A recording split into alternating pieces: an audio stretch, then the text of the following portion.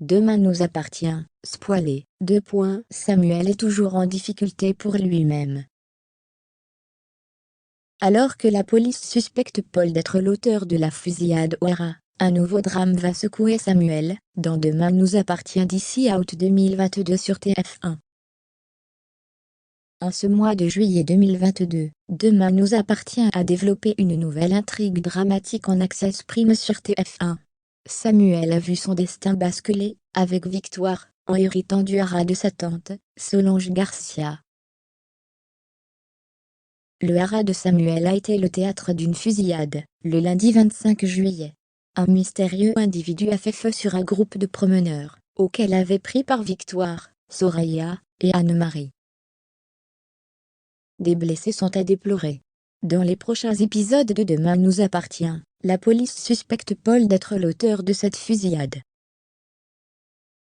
Samuel n'est pas au bout de ses peines dans Demain nous appartient. Alors qu'il est sur sa terrasse, avec Victoire et Anne-Marie, le docteur Chardot est de nouveau visé par un individu armé. Des coups de feu retentissent. Aurore, qui habite à proximité, intervient. Elle somme le tireur de lâcher son arme.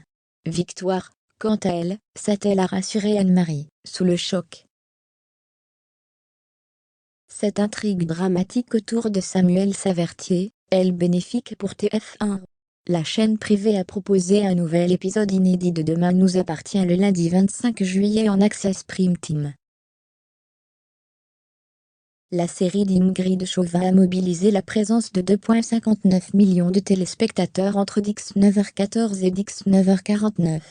Sa part de marché s'est établie à 18,6% auprès du public âgé de 4 ans et plus. En comparaison à son épisode du lundi 18 juillet, Demain nous appartient a accusé un recul de 0,2 points. Le leadership des audiences est revenu à France 3, dont l'édition nationale du 19/20 a été suivie par 2,74 millions de personnes. DNA peut toutefois se targuer d'avoir permis à TF1 de s'imposer sur la cible si prisée des femmes de moins de 50 ans responsables des achats en y affichant une part de marché de 21%.